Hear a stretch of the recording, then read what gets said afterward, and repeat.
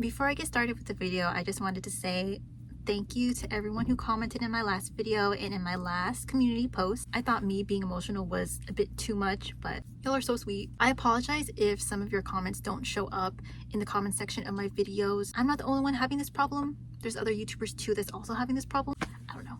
Hopefully this gets fixed. In one of my videos, I said that I wasn't going to make any more videos where I give tips. What I mean by that is that I don't want to tell you what's right and wrong when it comes to shifting and manifesting. I still want to share my experiences with shifting and other things like manifesting, specifically when it comes to the law of assumption. Personally, I think it's fun, and I've always believed that you can learn a lot from other people's experiences. But remember, everything that I say, they all come from my personal experience. So if there's something that you don't agree with, then you can just not take it. You can just click off this video. In the past year, I've had a lot of realizations. If you don't know, realizations are pretty much downloads from the universe, God, the divine, whoever you believe in. It's pretty much just information that you would get all of a sudden that would help you to move forward towards manifesting your desire. I wrote all of my realizations down in my journal, so I have to look down at my tablet. For this one, I was scrolling on TikTok. I don't remember who said this exactly. They said something along the lines of, you aren't manifesting the process of shifting to your desired reality. You are manifesting you being in your desired reality and living there. Hearing this made me realize that I was manifesting the process of me shifting to my desired reality, but not actually being in my desired reality and living there. Like what Josie Murphy said, whatever you give your attention to grows, and I was giving my attention to the wrong thing. I was always working on myself to be a master reality shifter. I was trying so hard to find a shifting method that is perfect for me. Because of that, I didn't end up manifesting me shifting to my desired reality. I ended up manifesting me always being in the process of shifting to my desired reality, of always being almost there. I wasn't fully being a master reality shifter. After I had this realization, I also realized something else. Going back to what I said about how I was trying to find a shifting method that was perfect for me, I also realized that finding a shifting method that is perfect for you is not really necessary. I learned that what's important is your mindset. I'm going to give an example. In the beginning of this year, I discovered that I can easily get into SATs and that I can easily manifest using SATs. When I was reading about SATs in one of Neville Goddard's books, he would talk about how you can manifest using SATs in just 2 days. After that, I started to shift my desired reality through SATs. After I changed my sleep schedule, I wasn't able to get into SATs like before. Actually, I wasn't able to get into SATs at all. And because I wasn't able to get into SATs, I couldn't shift through SATs. I know that everyone can get into SATs. It's just the way that I was getting into SATs and how I was shifting through SATs during the time, I wasn't able to do any of that anymore. Like, I would do the same actions, but then I didn't get any results. I always thought that there was one shifting method that is perfect for you. I don't know. I just thought that that was important. Personally, I think if you know that you are capable of shifting to your desired reality and you are confident, then it doesn't matter what method you use to shift to your desired reality. If you want me to make a video of me talking about how I shifted through SATs and how I got into SATs, then let me know in the comment section below. My next realization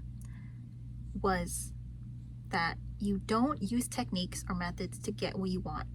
You use techniques or methods so that you can sit in the state of consciousness of already having what you want. I used to say affirmations a lot, and that would be the technique or method that I would use to manifest. I used to think that if I use this technique or method diligently and consistently enough, then I would get my manifestation. That I would end up getting my desires or manifesting me shifting to my desired reality. But what really matters is the feeling of the wish fulfilled, or the feeling that you have when you are living in the end, which in other words is how you would feel if you had the thing that you wanted already. The type of action or the type of things that I did was an inspired action. Doing things such as using a technique or a method, that alone doesn't make you manifest. Those things that you do is supposed to make you sit in the state of consciousness of you already having what you desire. And what manifests is your state of being. You're using your technique or method to make yourself feel good, to make yourself live in the end, or to feel that feeling of already having what you want. So for this one, I was playing a video game called My Time at Sandrock. Just in case you don't want any spoilers or you don't want to know anything about the characters from My Time at Sandrock because you want to play it yourself, then you can skip to the timestamp that I will put down below. In the video game that I was playing called My Time at Sandrock, one of the characters wanted me to make a hat, and after I gave him the hat that I made for him, he talked about how it would give him good luck. There's this quote that he said after he lost that hat,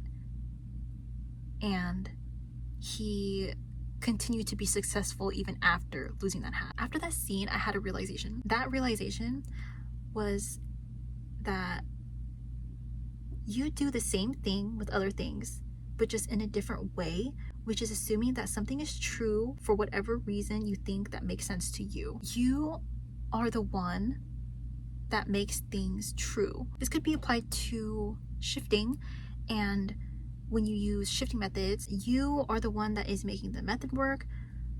You are the one that shifts you because you believe that method will work for you and it will help you shift to your desired reality. Another realization that I had was that even negative things, quote unquote negative things, manifest into your life.